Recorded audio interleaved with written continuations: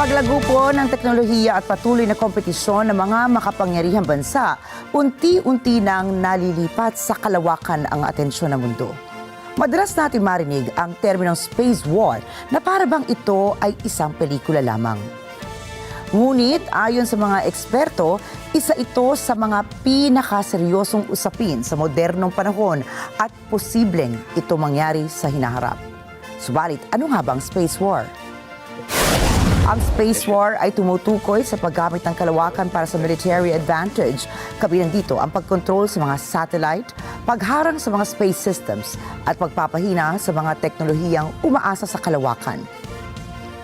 Hindi ito katulad ng tradisyonal na digmaan na ginagamitan ng mga sundalo at sandata sa lupa. Sa halip, nakatuon ito sa teknolohiya, impormasyon at kontrol sa mga critical space systems. Sa panahon ngayon, hindi na lamang sa lupa, dagat at himpapawid na gaganap ang labanan, kundi pati na rin sa kalawakan. Dito po natin makikita kung gaano kahalaga ang space technology sa usapin ng national security. Sa ngayon, ang kompetisyon sa kalawakan ay pinangungunahan ng Estados Unidos, China at Russia, mga bansang may malalakas na space programs at malalaking interes sa kalawakan. Sa Estados Unidos po, itinatag ang National Aeronautics and Space Administration o NASA noong 1958 upang pangunahan ang mga misyon sa kalawakan. Noong 2019 naman, itinatag ng Estados Unidos ang Space Force, isang sangay ng Department of the Air Force na may tungkuling pangalagaan ang interes ng bansa at mga kaalyado nito sa kalawakan. Samantala, patuloy naman ang mabilis na paglawak ng space program ng China, kabilang ang pagkakaroon nito ng sariling space station at mga misyon sa buwan. Ang Russia naman ay patuloy din po ang pagde-develop ng mga anti-satellite capabilities at iba pang space-based military technologies. Pero bakit nga ba may tinatawag na space war? Isa sa mga pangunahing dahilan dito ay ang malaking pag-asa ng mundo sa satellite. Ginagamit po ang mga ito sa komunikasyon, navigation, internet, weather monitoring at sa surveillance.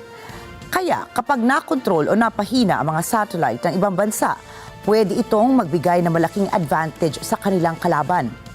Dagdag pa rito ang lumalalim na alitan ng mga makapangyarihang bansa, lalo na sa pagitan ng Estados Unidos at ng China. Malaki rin ang naibibigay na military advantage ng mga space-based systems.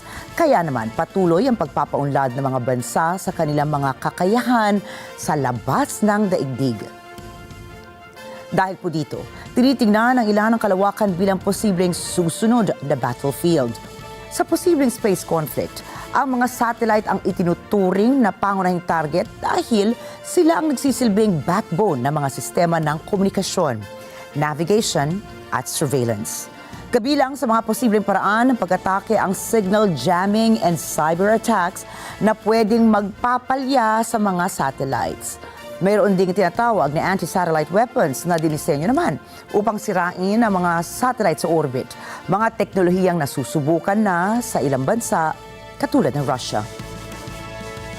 Bukod po sa mga satellites, isa rin sa mga tinitingnan mahalagang layunin ng mga bansa ay ang pagtatayo naman ng mga base o istasyon sa buwan.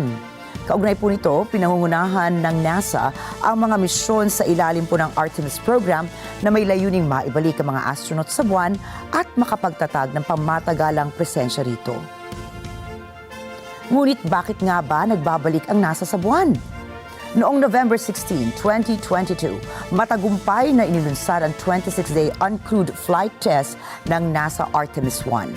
Dito, napatunayan ang kakayahan ng Space Launch System rocket and Orion capsule na makapagpadala ng mga tao sa buwan. Sinundan ito na matagumpay rin na lunar mission ng NASA Artemis 2 ngayong taon.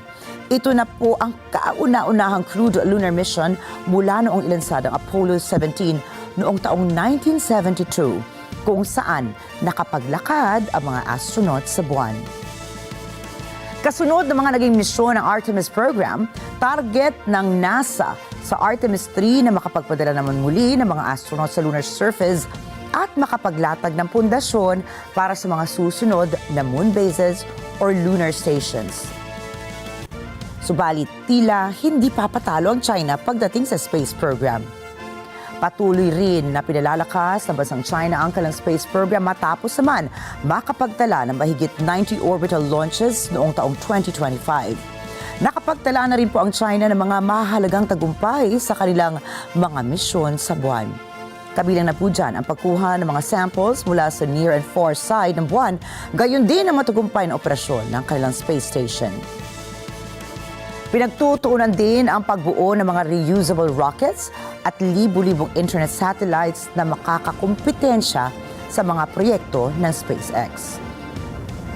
Samantala, target naman ng China na makapagpadala ng sarili nitong astronauts sa buwan pagsapit naman ng taong 2030 gamit ang kanilang mga rocket and spacecraft technology.